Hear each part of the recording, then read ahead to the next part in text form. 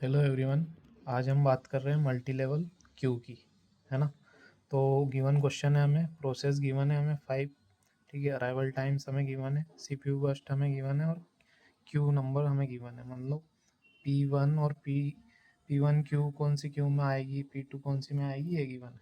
Q1 जो है वो हमारी राउंड रॉबिन होने वाली है, ये भी गिवन है। उसका टाइम क्वांटम 2 मिली सेकेंड आपको दे रखा है, ठीक है। उसके बाद Q2 जो है वो FCFS टाइप की रहने वाली है। तो हम इसका सीधा चार्ट बनाने वाले हैं, ठीक है। और फिर हम इसके सॉल्यूशंस की बात करेंगे, ठीक है। तो सबसे पहले ज़ीरो टाइम अराइवल पे हमारी 3 प्रोसेस है, P1 P2 P3, है ना। तो सबसे पहले हम P1 को ले लेंगे ज़ीरो पे, ठीक है। और हमें ये भी देखना है कि Q1 वाली को पहले लेंगे हम, क्योंकि हायर प्रायोरिटी Q1 की रहेगी और उससे लो रहेगी Q2 की, ठीक है। तो हमने ज़ीरो अराइवल पे P1 को लिया। अब P1 Q मतलब Q1 की है ना, Q1 में है। तो RR का जो टाइम क्वांटम है वो 2 मिली सेकेंड का, तो 2 तक चल पाएगी, ठीक है। फिर ये प्रिंट हो जाएगी 2 तक चलने के बाद P1, तो इसका 2 कम कर दो, ठीक है। इसके बाद हमको मिलेगा फिर P2, ठीक है। ज़ीरो अराइवल पे फिर P2 आया। P2 को भी फिर हमें Q1 में है, तो इसको भी हम 2 ही चला पाएंगे, तो एक बचेगा, ठीक है। तो ये 4 तक चल गई, ठीक है। अब हमें यह देखना है कि और कोई सी ऐसी प्रोसेस है जो Q1 में है और टाइम अराइवल 0 या 4 तक आई हो। तो टाइम अराइवल 0 पे एक और प्रोसेस है P3, लेकिन हम इसको नहीं ले पाएंगे क्योंकि ये Q2 में, इसकी प्रायोरिटी कम है, ठीक है। इसकी प्रायोरिटी कम है, तो जब इसकी प्रायोरिटी कम है तो हमें वापस से P1 पे जाना होगा, ठीक है। तो P1 का हमारा 2 CPU बस्ट बचा है, तो 4 से 6 तक हम वापस से P1 को चलाएंगे, ठीक है। तो ये कंप्लीट हो जाएगी हमारी, ठीक है। यहाँ पे हमारी ये कंप्लीट हो गई और ये P2 का प्रिमिशन हुआ था, ठीक है। अब इसके बाद 4 से 6 पे चल गई, वापस से हमारी P2 का भी बचा है 1 CPU बस्ट, तो 6 से 7 जो है हमारी P2 चल जाएगी, ठीक है। P2 भी यहाँ पे हो जाएगी हमारी कंप्लीटेड, ठीक है। अब 7 तक किसी का अराइवल हो रहा है नहीं, तो 0 पे जो अराइवल था P3 का, जो कि Q2 में थी, तो हम इसको अब CPU देंगे, ठीक है। तो P3 को अलॉट हुआ CPU, ठीक है। कितनी देर के लिए हो पाएगा, P इसका CPU बस्ट 7 है, 9 है ना।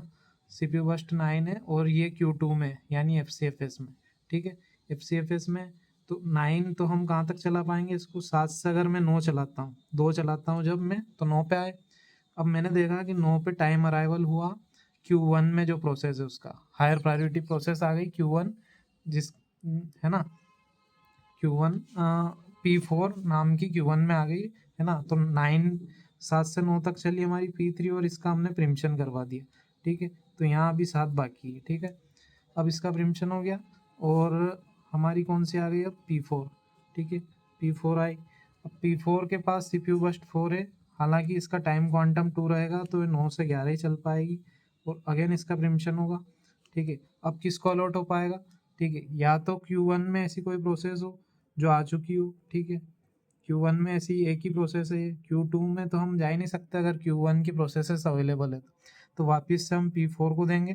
फिर वो इसका कितना बचा था P4 का, 9 से 11 चली थी, तो 2 बाकी था, ठीक है। तो 11 से 13 चलेगी, तो 2 और इसका ख़त्म हो जाएगा और इस ये कंप्लीट हो जाएगी P4, ठीक है।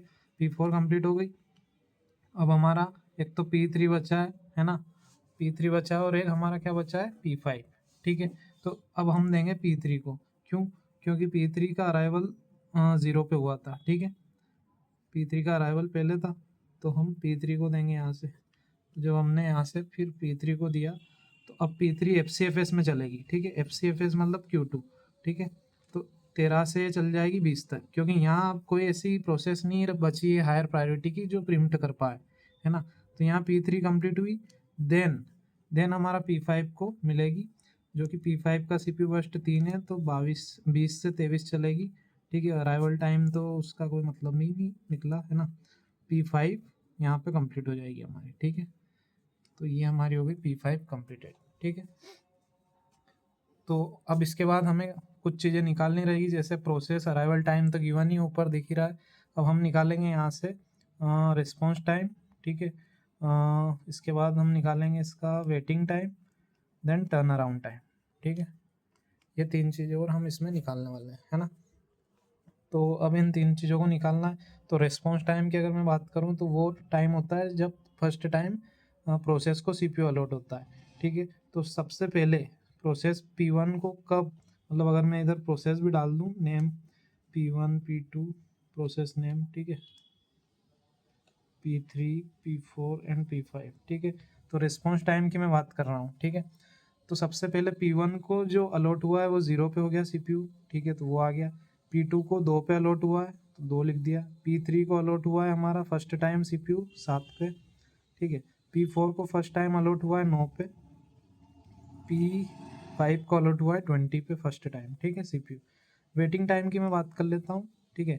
तो मतलब वेटिंग टाइम वो टाइम होता है जैसे कि जो प्रोसेस लास्ट में जहाँ पे कंप्लीट हुई उससे पहले उसको कितना वेट करना पड़ा।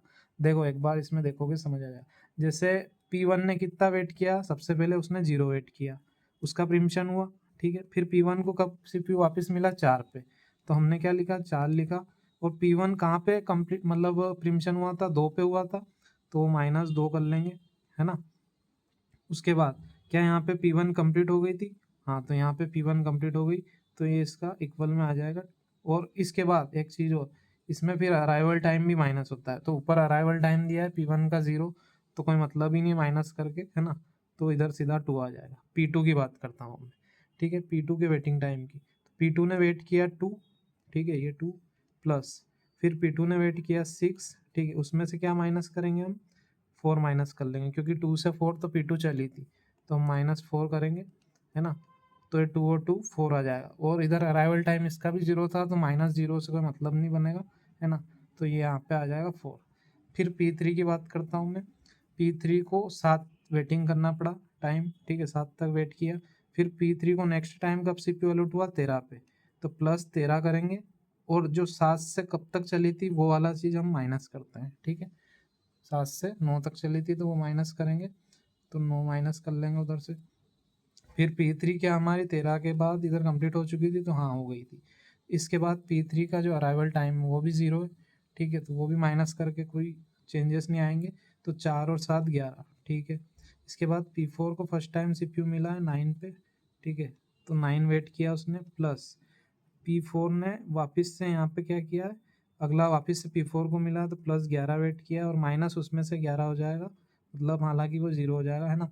फिर P4 का इस बार हमें अराइवल टाइम भी गिवन है 9, तो -9 भी करेंगे तो ये 0 आ जाएगा। 9 9 कट जाएगा और 11 में से 11 कट जाएगा, तो 0 आंसर आएगा, ठीक है। इसके बाद हम बात करते हैं P5 की, है ना। P5 को मिला है 20 पे, और इसके बाद वो 20 पे ही ख़त्म हो गई। तो इसके बाद इसमें से हम अराइवल टाइम P5 का माइनस करेंगे, तो हमारा यहाँ पे आएगा 12। अब समझने वाली बात ये है यहाँ पे कि P4 का वेटिंग टाइम 0 क्यों आया। देखिए इसको अच्छे से समझिए।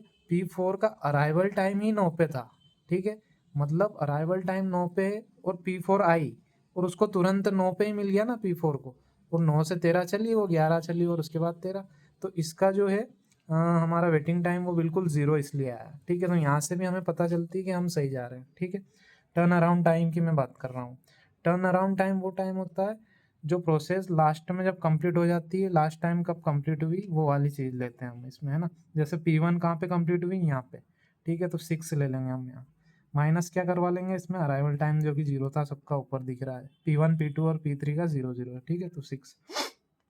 P2 की मैं बात कर रहा हूँ, है ना। P2 कहाँ पे कंप्लीट हुई, तो 7 पे कंप्लीट हुई है P2, ठीक है। तो 7 पे कंप्लीट हुई, -0 जो कि उसका अराइवल टाइम है, फिर 7 आ जाएगा। फिर P3 की बात करता हूँ। P3 कंप्लीट हुई हमारी यहाँ पे 20 पे, ठीक है, 20 पे कंप्लीट हुई, माइनस P3 का अराइवल भी 0, तो ये आ जाएगा 13, ठीक है, 13 आ गया। अब इसके बाद हमारी कौन सी प्रोसेस आई, P4 कंप्लीट होती है हमारी 13 पे। फिर इसमें से हम क्या माइनस कर लेंगे, इसमें से हम इसका अराइवल माइनस करेंगे जो कि ऊपर दे रखा है उस तरफ, है ना, 9, ठीक है। तो 9 माइनस करेंगे तो इसका क्या आंसर आएगा, 4 आएगा, ठीक है। फिर इसके बाद P5 की बात कर लेता हूँ। ये कंप्लीट हुई है 23 पे, ठीक है, 23 पे कंप्लीट हुई है। इसमें से हम माइनस करेंगे इसका अराइवल टाइम P5 का, तो 8 है, तो 8 माइनस किया तो हमारा यहाँ पे आ जाएगा 15, ठीक है।